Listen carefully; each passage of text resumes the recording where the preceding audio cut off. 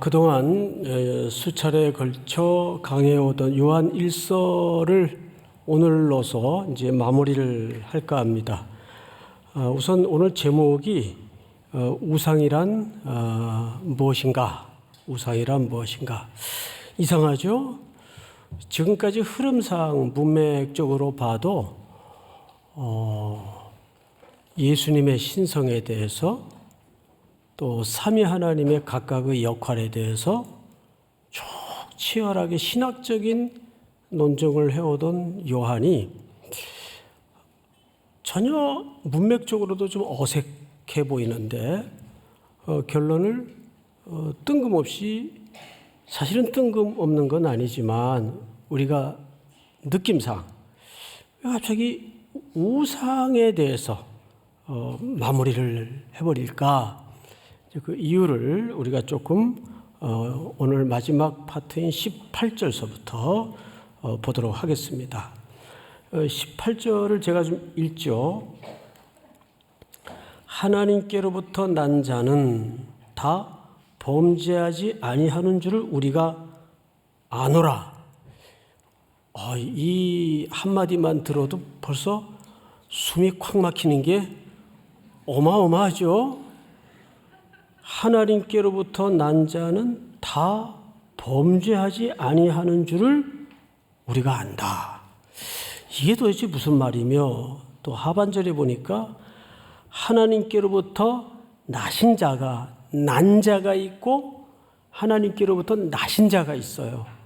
차이가 나죠? 하반절에는 하나님께로부터 나신 자가 그를 지키심에 악한 자가 그를 만지지도 못하느니라.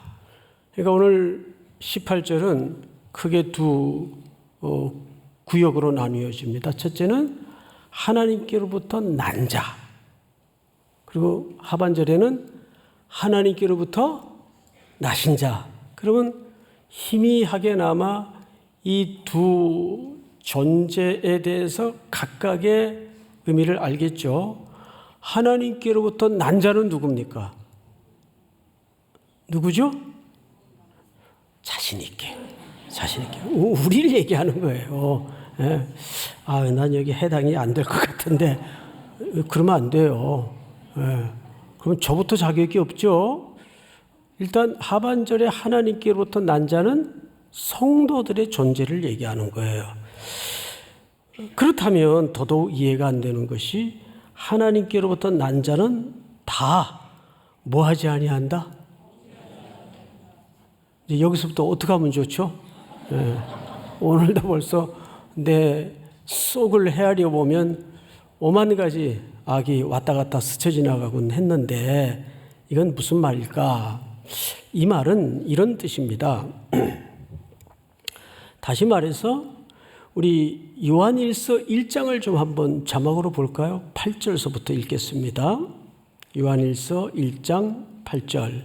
만일 우리가 죄가 없다고 말하면 스스로 뭐 하는 자예요? 조금 안심이 되죠? 그러면 그렇지. 또 진리가 우리 속에 있지 아니할 것이요. 만일 우리가 우리 죄를 자백하면 그는 미쁘시고 의로우사 우리 죄를 사하시며 우리를 모든 불의에서 어떻게 하실 것이요? 깨끗하게 하실 것이요. 10절 한번 같이 읽어볼까요? 시작. 만일 우리가 범죄하지 아니하였다 하면 하나님을 거짓말하는 이로 만드는 것이니 또한 그의 말씀이 우리 속에 있지 아니하니라. 네, 이 말씀이 정상이죠. 이 말씀이 정상이에요. 한 군데만 더 보십시다. 2장 10절을 띄워주세요. 자, 같이 봅니다. 시작. 그의 형제를 사랑하는 자는 빛 가운데 거하여 자기 속에 거리낌이 없으나. 종합해 보면 이런 뜻입니다. 이제 뒷부분에도 우리의 그 정체성에 대해서 정확히 소개를 할 텐데, 우리가 죄를 짓고 죄가 없이 살 수가 없어요. 우리는 아직 완성된 존재가 아니기 때문에. 그래서 방금 살펴본 바와 같이 요한일서 1장 8절서부터 10절까지의 말씀이 우리의 어쩔 수 없는 아직의 실체예요. 맞죠? 그렇다면 오늘 본문의 의미는 뭘까? 이 말은 이런 뜻입니다. 죄가 우리를 특정해서 지배하지 못하도록 하라 그 말이에요. 다시요. 죄가 우리를 특정지어서 우리의 삶의 모든 것을 지배하지 못하도록 하라. 우리는 연약성 때문에 어쩔 수 없이 넘어질 때도 있고 본인 아니나 실수를 할 때가 있어요. 근데 오늘 여기서 말하는 것은 죄의 영향력 아래 완전히 귀속이 되어서 특정지어지는 상태, 그러니까 완전히 죄의 사슬이 되는 상태에 우리를 두도록 하지 말라 그 말이에요. 자, 그런데 우리는 아직 연약하잖아요. 그래서 하반절에 성경이 이렇게 얘기합니다. 18절을 보시면 하나님께로부터 나신 자가, 이분은 누굽니까? 그렇죠. 예수 그리스도를 얘기하는 거예요. 하나님께로부터 나신 자가 그를 지키며, 여기 그는 누굽니까? 하나님께로부터 난 자, 앞부분을 얘기하는 거죠. 우리를 지키신단 말이에요. 그분이 그를 지키심에 악한 자가 그를 어떡하지도 못하느니라. 여기 만지지도 못한다는 말은 이렇게 물리적인 터치를 말하는 것이 아니고 해하지 못하도록 한다. 그 말은 종합해서 쌓아보면 이런 뜻입니다. 우리가 한번 예수 그리스도의 보배로운 피로 구속함을 받은 이상은 그것이 결코 영원히 단번에 이루어진 사실이기 때문에 우리의 어떤 연약함 속에서도 그것이 취소되거나 그것이 아닌 걸로 무효가 될 수 없다 그 얘기예요.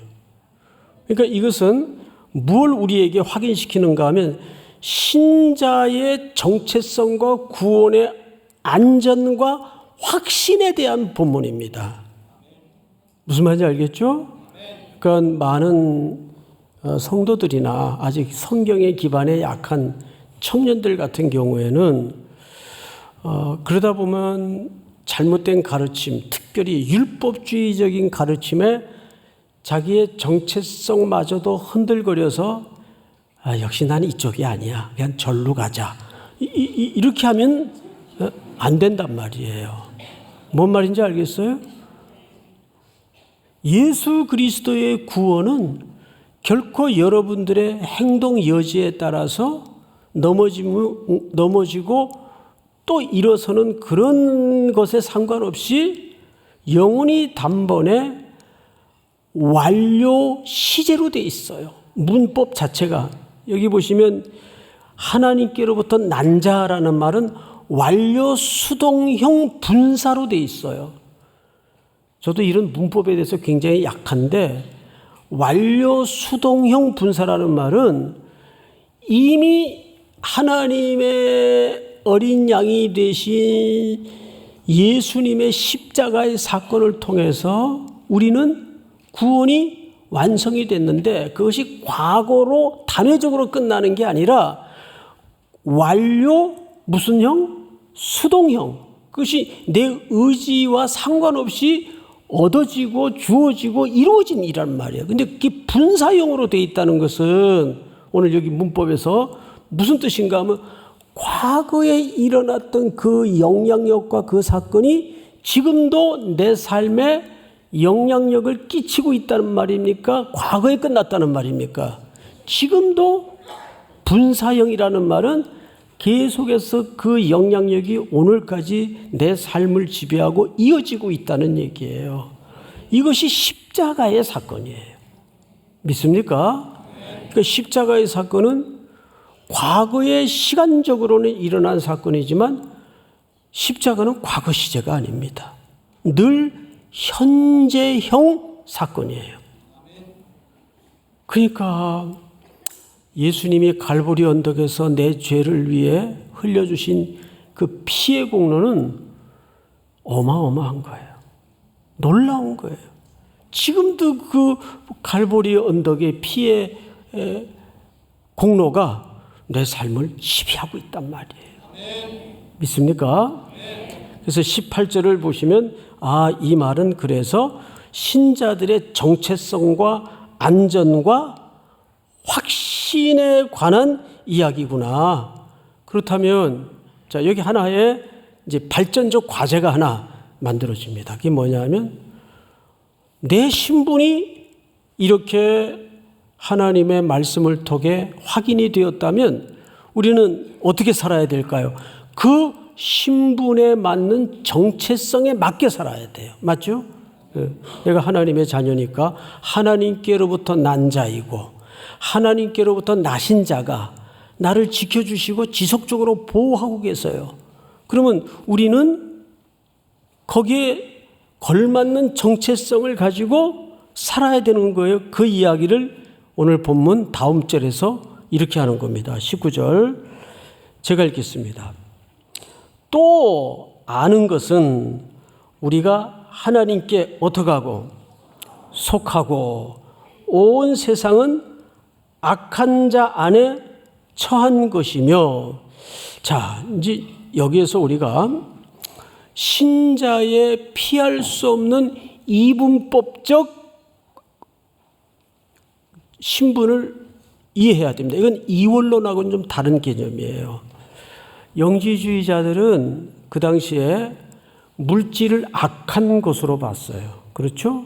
그리고 영적인 존재만 선한 것이다. 그래서 모든 신앙의 구조를 모호하게 이분법적으로 이원론적으로 가르쳤습니다. 그래서 이 신학 사상이 오늘까지 이 기독교 안에 그 깊은 영향력을 갖고 있는데, 우리는 우리의 신분을 그 이원론과는 다른 이분법적으로 이해를 가져야 된다는 의미는 무슨 뜻인가 하면, 자, 우리 신분은 하나님께로부터 난 자가 된 것을 알았습니다. 진리의 말씀을 통해서 성령의 가르침을 통해서 알았어요. 근데 우리의 현실은 어디에 속해 있어요? 그렇죠. 세상에 속해 있어요. 이것이 성도들이 갖는 이원론적인 표현을 달리 하려다 보니까 이분법적으로 표현을 했지만은 사실은 영지주의자들이 이해하는 가르치는 이원론과 우리 신자들이 이해해야 될 이원론은 같질 않습니다. 우리가 생각하는, 우리가 이해하는 나의 정체성에 관한 이원론은 어떤 이원론을 얘기하는 거예요? 신분은 하나님의 자녀인데, 정체성은 왜? 하나님께로부터 난 자이니까. 하지만 우리가 속해 있는 위치는 어디에 속해 있어요? 세상에 속해 있어요. 그래서 여기 보시면 19절에 이렇게 설명을 하죠. 또 아는 것은 우리는 하나님께 속하고 온 세상은 악한 자 안에 어떤 것이라? 처한 것이라. 이 케이타이라는 말을 썼는데, 온 세상은 악한 자의 영향력 아래 장악되어 있다 그 말이에요. 자, 그러면 여기에서 우리가 선교적 삶으로서 살아내야 될 삶의 과제가 그저 나이스 하겠습니까? 매일 분투일 수밖에 없겠습니까? 그렇습니다. 현실의 눈을 뜨자마자 부닥치는 것은 막 파라다이스가 펼쳐지고 뭉게구름이 흘러다니고 기와요초 만발한 꽃밭이 펼쳐지고 그런 세상이 아니에요. 곳곳마다 폭탄이고 지뢰밭이고 어마어마한 저항과 악한 자들의 영향력 아래 우리가 던져지는 거예요. 그래서 예수님도 뭐라 그랬어요? 내가 너희를 세상에 보내는데 이리 떼들 속으로 보내는 것 같다. 우리 청년들 예배 마치고 저 문을 열고 우르르 나갈 때 보면 어우 시원하다. 그런 마음이 1도 없어요. 네? 그런 마음을 한 번도 먹어본 적이 없어요. 아우, 저 또 세상에 나가서 얼마나 바등거리고 얼마나 힘들까. 정말 물가에 내놓는 애기들처럼 늘 아슬아슬하죠. 주중에 가족창으로 문자 하나가 왔어요. 장롱 면허를 가진 아이 하나가, 우리 애 하나가, 첫째인지 둘째인지는 잘 모르겠어요. 둘 다 면허는 있으니까. 세상에 강화도에서 시내까지 차를 몰고 왔대요, 차를. 그래서 내가 그 그림 언어 있죠? 이모티콘. 와! 그랬어요. 연수 한 번 안 해본 애가, 와! 그랬어요. 그걸 다음 주에 띄워줄게요. 막 머리에 머리털이 서는 줄 알았어요. 그런데 뭐 운전을 해야 되겠죠, 앞으로. 근데 뭐 연수라도 좀 하고, 돈을 지불하고, 연수를 하고 나서 해도 이게 아슬아슬할 판인데, 연수 한 번 안 해본 애가 세상에, 그거는 또 다른 문제이죠. 그 이상으로 험한 교묘한 함정과 지뢰밭과 덫이 얼마나 많습니까? 그래서 성경이 뭐라 그러는가를 잘 보세요. 20절. 참 제가 요한일서를 읽다가 보면 어쩜 이렇게 개념들을 정확하게 논리적으로 설명을 해놨는지 놀라울 정도입니다. 잘 생각해 보세요. 18절에서는 하나님께로 난 자, 그리고 하나님께로부터 나신 자가 그 난 자를 돌봐주시고 보호해 주시고 그들의 구원을 안전과 정체성을 철저하게 확인시켜 주세요.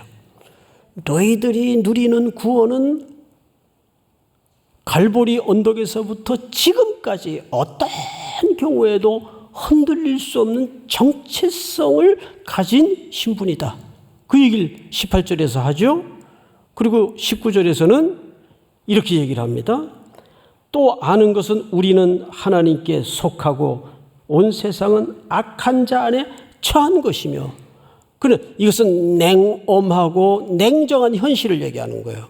그러나 여러분들이 처해 있는 이 세상은 우리는 하나님께 속한 정체성을 갖고 있지만 세상은 끊임없이 그 정체성을 변경시키고 흔들려는 어마어마한 어둠의 세력과 영향력 안에 있습니다.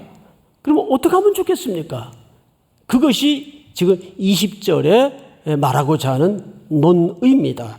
그래서 20절을 잘 보시면 이렇게 되어 있어요. 또 아는 것은 하나님의 아들이 이르러, 이 이르러라는 말이 굉장히 중요한 얘기입니다. 이 20절 안에서 기독론과 구원에 대한 세 가지 핵심 가치를 정확하게 설명하고 있어요.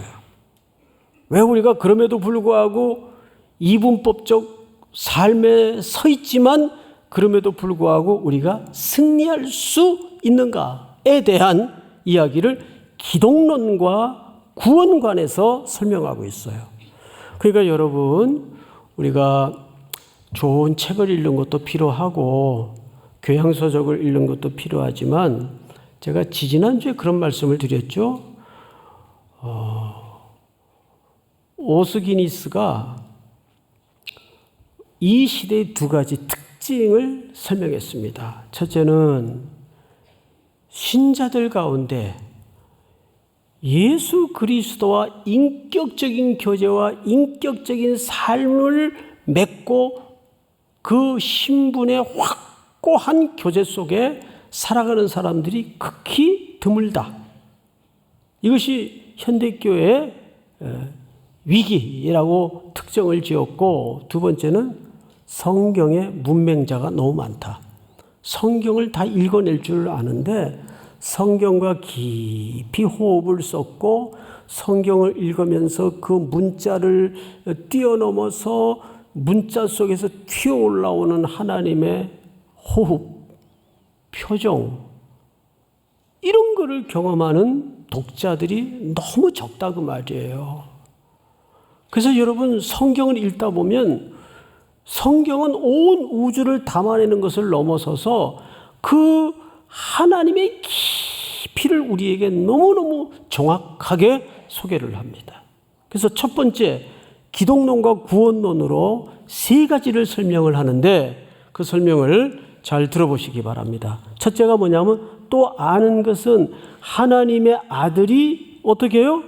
이르러 헤케이라는 말을 써요. 이르러라는 말은 완료, 현재 완료형으로 썼어요. 이것은 뭐냐면 역시 과거에 발생한 일이지만 늘 현재 시제다. 그런 의미를 갖고 있는 거죠.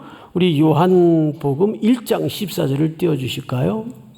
제가 오전에도 잠깐 말씀드렸던 내용인데 말씀이 육신이 되어 우리 가운데 거하심에 우리가 그의 영광을 보니 아버지의 독생자의 영광이요 은혜와 뭐가 충만하더라?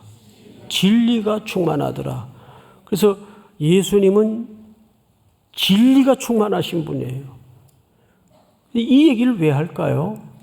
이게 첫 번째 이르러라는 말은 창조주이신 하나님께서 육신의 장막을 입고 우리 가운데 거하셨어요.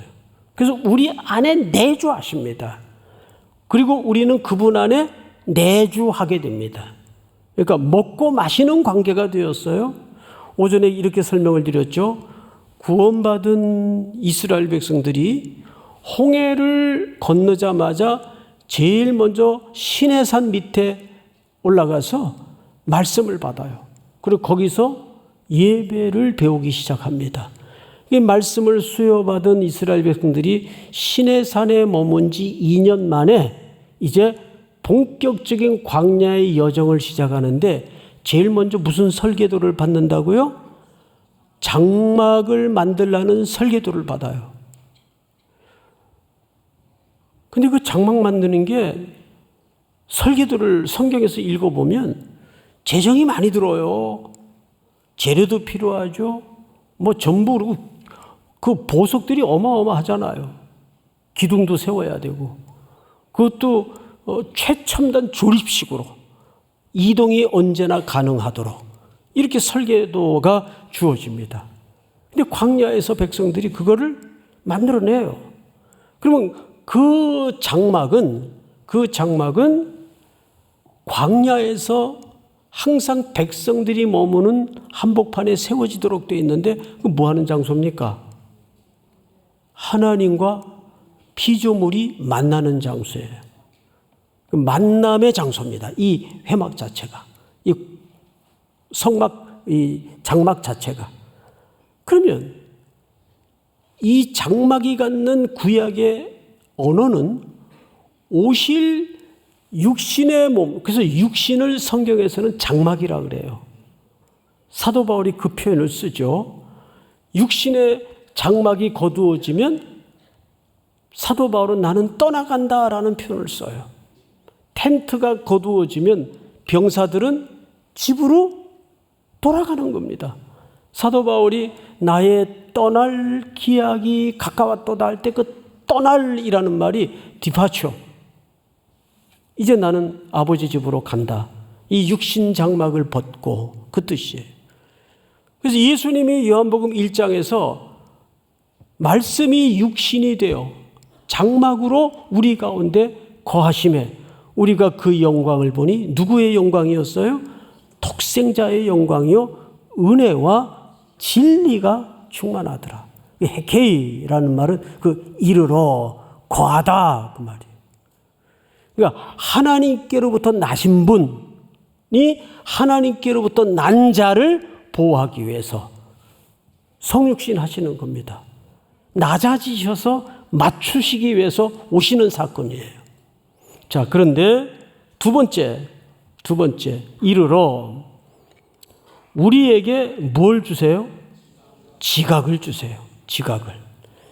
지각을 주사 우리로 참된 자녀를 알게 하신 것과 여러분 여기서 지각을 주사라는 말은 우리 요한복음 17장을 좀 띄워주세요. 같이 한번 읽습니다. 시작. 평생은 곧 유일하신 참 하나님과 그가 보내신 자 예수 그리스도를 아는 것이니이다. 영생에 대한 가장 중요한 정의입니다. 여기서 안다는 말은 지식적인 알을 얘기하는 게 아니라 항상 성경 전체에서 뭐를 안다 할 때는 경험적 기초를 얘기합니다. 뭐 대표적인 예로 천사가 마리아에게 내년 이맘때 내가 사내 아이를 낳을 것이다. 그러니까 마리아가 뭐라 그러죠? 내가 사내를 알지 못하는데, 그러면 남성의 존재가 어떻게 생겨먹었는지 전혀 본 적도 없고 모른다는 그런 지식적 알의 대답이 아니죠. 그건 경험적 차원에서의 고백입니다. 내가 사내를 알지 못하는데 경험을 얘기하는 거예요. 내가 너를 안다라는 말은 경험 없이는 할 수 없는 표현입니다. 성경에서는 적어도. 그러니까 여기서 두 번째로 뭐냐면 그 하나님의 아들이 우리를 구원하시기 위해서 이르러 우리에게 뭘 주사? 지각을 주사 깨닫게 하신단 말이죠. 그래서 성령님이 오시는 거예요. 성령님이 오셔서 우리의 닫혔던 눈을 열어주시고 감각을 살려주시고 예수 그리스도가 누구신지를 깨닫게 하시고, 자, 또 볼까요? 우리로 참된 자를 알게 하신 것과, 그래서 우리가 성령님의 역할을 통해서 누구를 구주로 알게 됐습니까? 예수 그리스도를 구주로 알게 됐어요. 그분이 내 구주임을 고백하게 됐어요. 이것은 성령님의 역할이에요. 그래서 예수님이 창조주이시지만 육신의 장막을 입으셔서 하나님께로부터 나시어 하나님께로부터 난 자들을 보호하시기 위해서 찾아오셨구나. 근데 이걸 누가 깨닫게 하세요? 성경 전체에 걸쳐서 성령, 그가 오시면 내가 한 말을 기억나게 할 것이다. 깨우쳐 줄 것이다. 그래서 예배 드릴 때, 성경을 읽을 때 성령으로 감동된 성경을 쓰신 저자이신 누구의 힘을 입어야 될까요? 네. 천하 디그리가 10개고 머리가 좋고 공부를 잘하는 사람도 이 성경이라는 책은 이해력으로 논리력으로 깨달아지는 책이 아니에요. 이건 영적인 책이기 때문에 성령님의 힘을 덧입어서 이 책을 읽어내야 됩니다. 그러니까 정말 옛날 어르신들 가운데에는 뭐 부득이한 시대적 상황 때문에 특별히 여성분들 가운데에는 아예 학교 문턱을 못 밟은 분들이 많아요. 근데 목회 생활을 길게 하면서 가끔 이런 어르신들이 계세요. 오늘 말씀 너무 귀한 말씀이었습니다.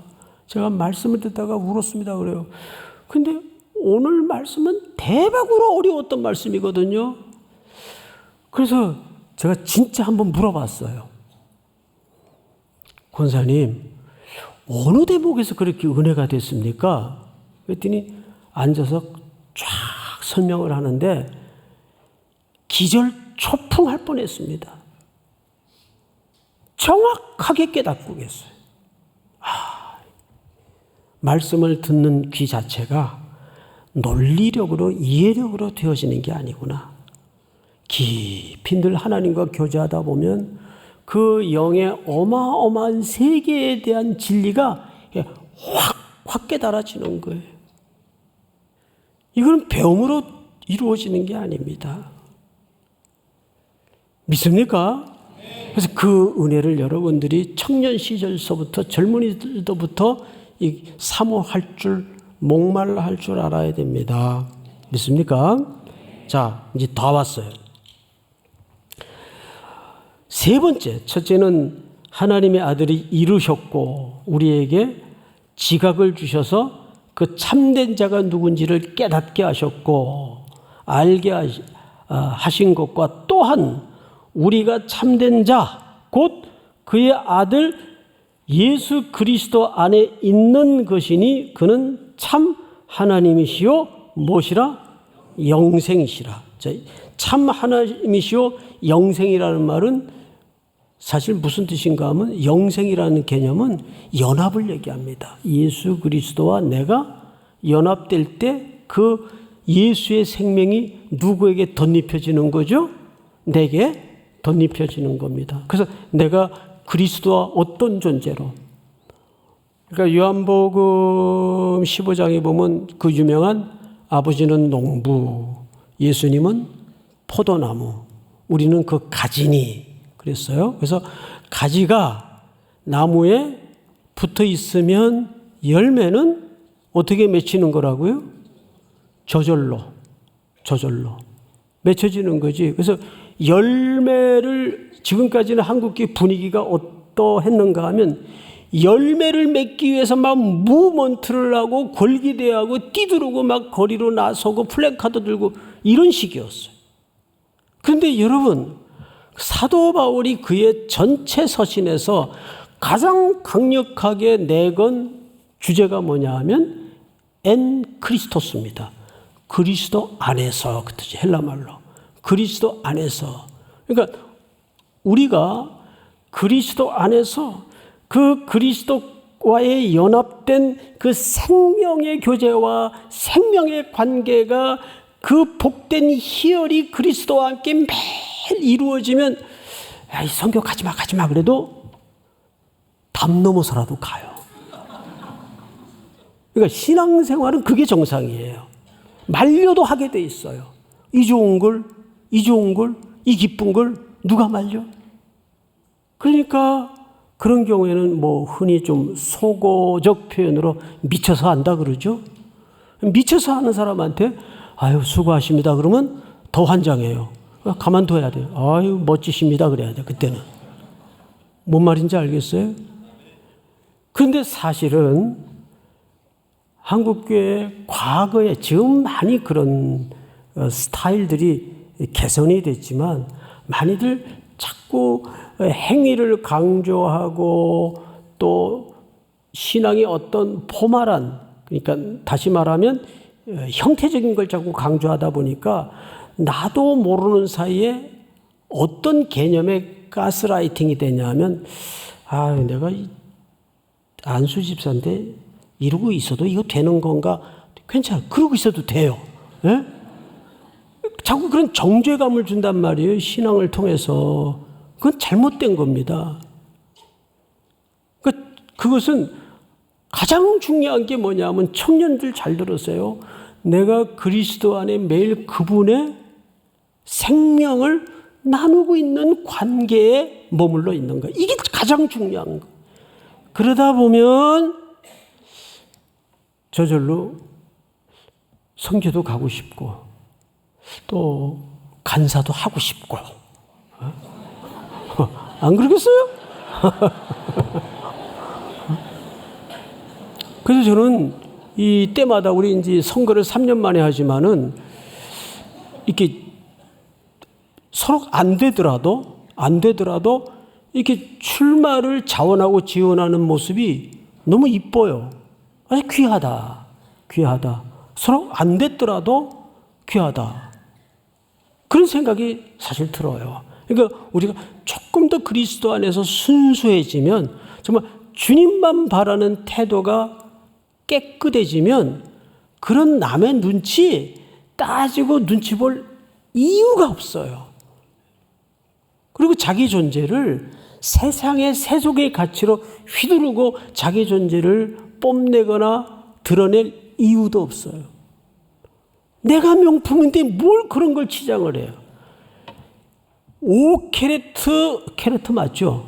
5캐레트 다이아보다 내가 더 명품인데 왜 거기다 누더기 같은 보석을 달고 다녀? 예? 이 누더기지.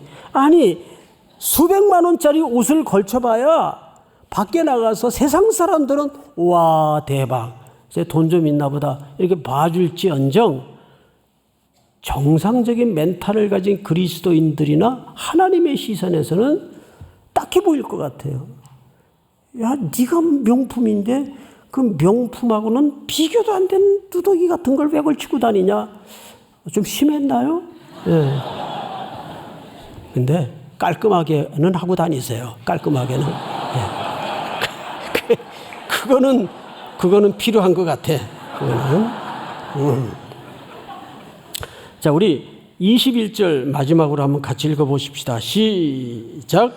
자녀들아 너희 자신을 지켜 우상에게서 멀리하라. 네, 굉장히 강렬하고 간결한 결론으로 끝을 맺죠. 여기 테크니아, 자녀들아라는 말은 영적인 권위를 가진 사도가 영적인 자녀들에게 애정을 듬뿍 담아서 쓰는 표현입니다. 자녀들아, 테크니아.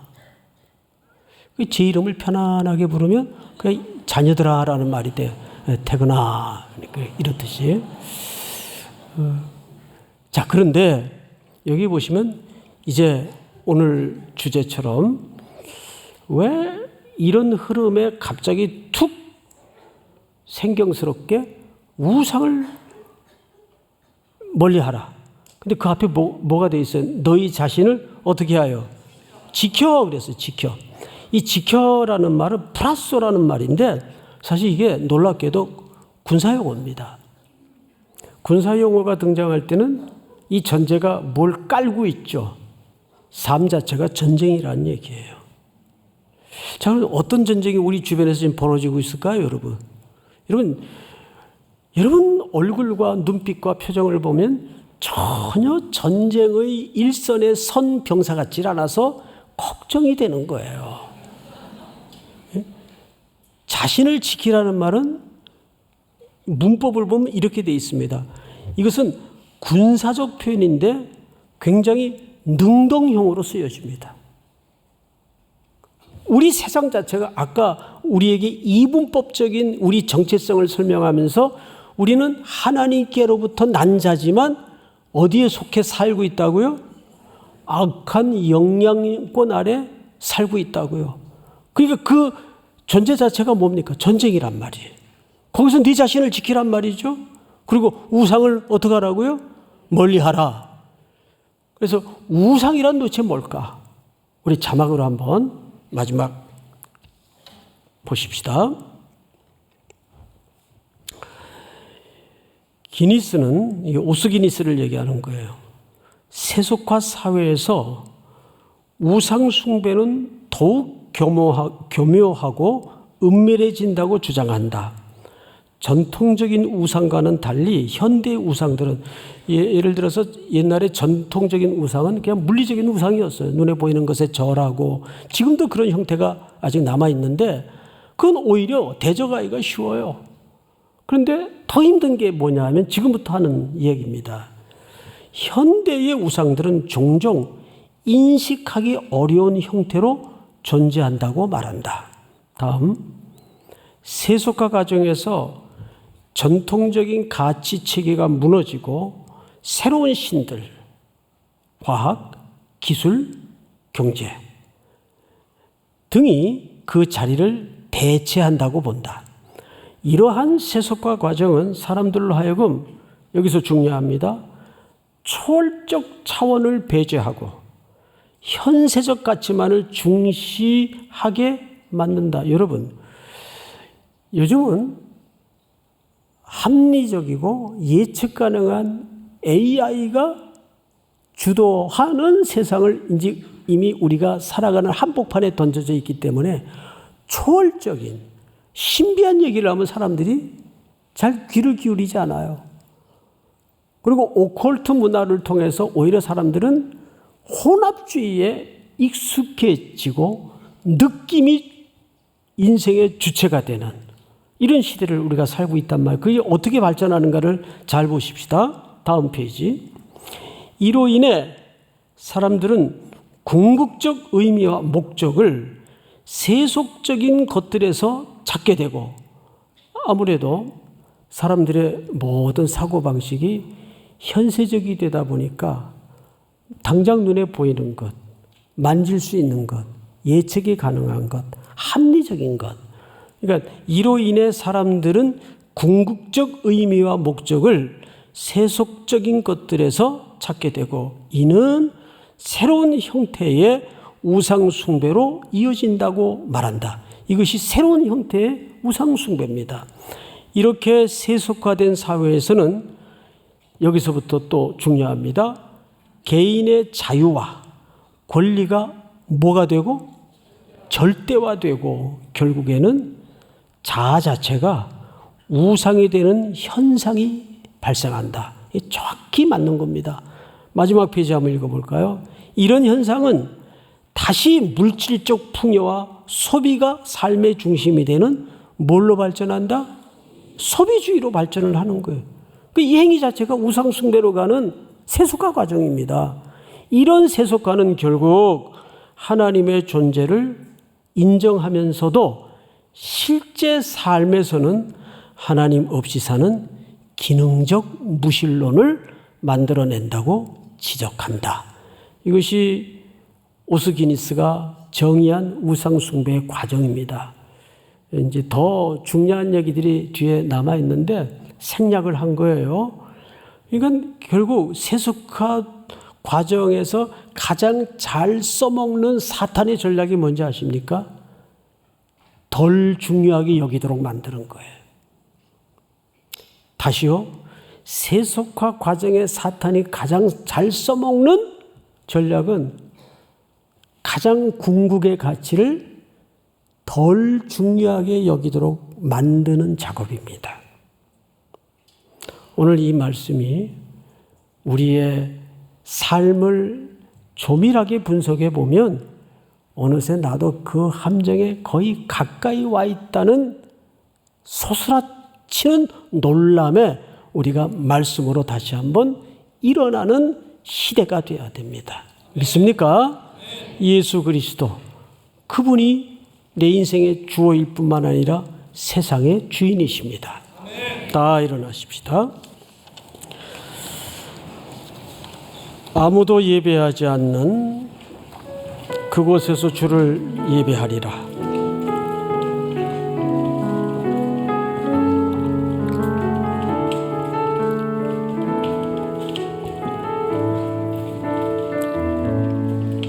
아무도 예배하지 않는 그곳에서 주를 예배하리라.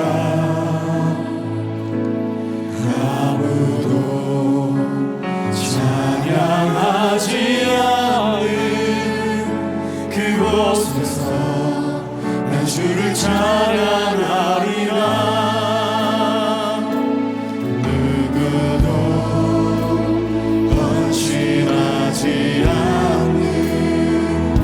그곳에서 주께 헌신하리라. 누구도 증거하지 않는 그곳에서 난 주를 증거하리라. 우리 오른손을 높이 들고 내가 받는 모든 땅 주를 예배하게 하소서. 주의 보혈로 덮어지게 하소서. 내가 선이고 주의 거룩한 곳 되게 하소서. 주의 향기로 물들이소서. 다시 한번 내가 받는 모든 땅 일본 땅에 영동 울진 땅에 내 삶의 현장에 덮어지게 하소서. 내가 선이고 주의 거룩한 곳 되게 하소서. 주의 향기로 물들이소서. 우리 서신 채로 한번 통성으로 기도하십시다. 이번 주간 계속해서 진행되는 선교 일정이 앞에 있습니다. 영도 울진 일본 땅 참 어려운 현장입니다. 앞으로 남은 선교 일정 동안 아무도 헌신하려 하지 않는 그곳에, 예배하지 않는 그곳에, 증거하지 않는 그곳에 나를 보내소서. 내가 여기 있나이다. 우리가 선교를 시작하면 어둠의 세력을 잡은 자들도 같이 회방을 시작합니다. 모든 첫걸음서부터 돌아오는 귀경의 마지막 걸음까지 하나님이 안위하시고 보호하시고 인도하여 주시옵소서. 모든 악한 세력들이 물러가게 하시고 손대지 못하도록 간섭해 주시옵소서. 갈보리 언덕의 공로가 모든 선교대원들의 머리마다 임하게 하여 주시옵소서. 하나님의 은혜의 장막이 내려지게 하여 주시옵소서. 일터에도 하나님의 은혜가 내려지게 하여 주시옵기를 원합니다. 주여 부른 다음에 통성으로 기도합니다. 주여